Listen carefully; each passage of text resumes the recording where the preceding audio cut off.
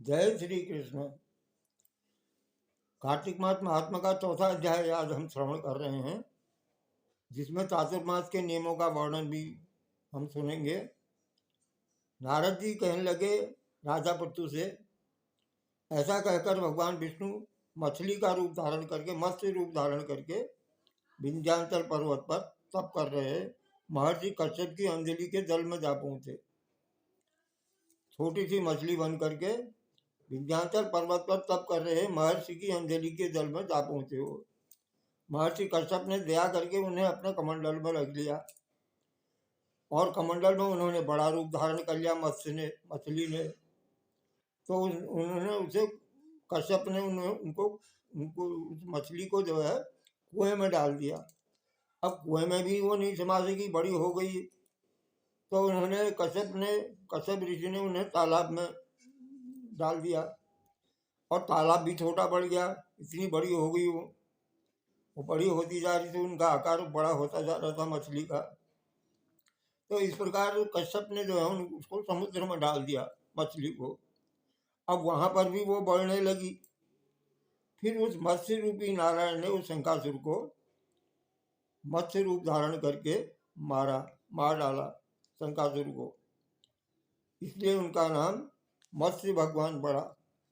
मत्स्य रूप धारण किया भगवान ने और शंकासुर को मार दिया। उसके पश्चात शंख को हाथ में लेकर के बद्री वन में जा पहुंचे भगवान।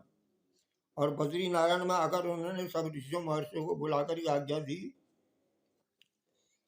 कि पानी में इधर उधर वेद फैले हुए हैं, उनको ढूंढो और उन्हें शीघ्र मिलाकर मेरे पास लाओ। तब तक मैं देवताओं के साथ प्रयागराज में ठहरता हूँ। इसके बाद सब महर्षियों ने इन सब बीजों वेद मंत्रों को ढूंढा। उन वेद मंत्रों में से जो भाग जिस ऋषि को मिला था, जिस महर्षि को, जिस ऋषि को जो वेद मिला था, जो बीज मिले थे, वो उन्हीं के हो गए। उस भाग के उसी दिन से वह ऋषि कहलाए। जैसे पतंजलि, योग ऋषि, इस प्रकार से जो है अलग अलग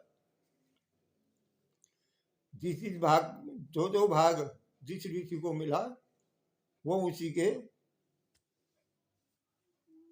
वो ज्ञाता को कहलाए। सब वेदों को लेकर के महर्षि प्रयागराज में आए। उन्होंने वे सब भगवान विष्णु और ब्रह्मा जी को समर्पित कर दिए। ब्रह्मा जी वेदों को पाकर के बड़े प्रसन्न हुए।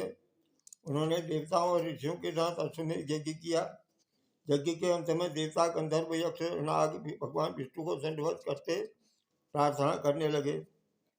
देवताओं ने कहा भगवान विष्णु की प्रार्थना करते हुए कि हे देव, हे जगन्नाथ, नष्ट हुए वेद पुनः ब्रह्मा जी को प्राप्त हो गए हैं। हे लक्ष्मीपते, आपके अनुकंपा से हम देवताओं का यज्ञ भाग भी मिलने लग गया है। यह स्थान आपके कृपा से आज पृथ्वी भर में सर्वप्रधान पुण्य को बढ़ाने वाला और भुक्ति तथा मुक्ति को प्रदान करने वाला हो। यह स्थान जो है यानी प्रयागराज परम पवित्र और अक्षय फल देने वाला हो, ये वरदान हमें दीजिए। भगवान विष्णु ने कहा, जो कुछ आप लोगों ने कहा है वो मेरा भी ध्येय है। जैसा आप लोगों ने कहा है वह स्थान यानी जो प्रयागराज है, यह स्थान आज से ब्रह्म क्षेत्र के नाम से पुकारा जाएगा। इस स्थान पर गंगा जी व सूर्यपुत्री यमुना जी और सरस्वती का संगम होगा। प्रयागराज में मैं श्री ब्रह्मा जी सहित यहाँ निवास करूंगा। यहाँ पर किया हुआ, प्रयागराज में किया हुआ तप दान महान फलदायक होगा। पहले जन्म में किए हुए पाप, ब्रह्म हत्या आदि भी इस तीर्थराज प्रयाग में स्नान करने से नष्ट हो जाएंगे। जो लोग अपने पिता आदि को यहाँ ला करके पितरों तर्पण करते हैं, श्राद्ध करते हैं, उनके पिता मेरे स्वरूप को प्राप्त हो जाएंगे। उनके पितृ मेरे स्वरूप को प्राप्त हो जाएंगे और तीनों प्रकार की मुक्ति को प्राप्त करेंगे। मकर संक्रांति पर माघ मास में प्रयागराज में प्रातःकाल यहाँ आकर स्नान करने वालों के दर्शन मात्र से ही सब पाप मिट जाएंगे। मेरे वचन ध्यान से सुनिए। मैं सर्वत्र व्याप्त रहता हुआ भी हमेशा बद्रीनारायण में निवास करता हूँ। भगवान कह रहे हैं, मैं वैसे तो मैं सर्वत्र व्याप्त हूँ, लेकिन मैं हमेशा बद्रीनारायण में निवास करता हूँ।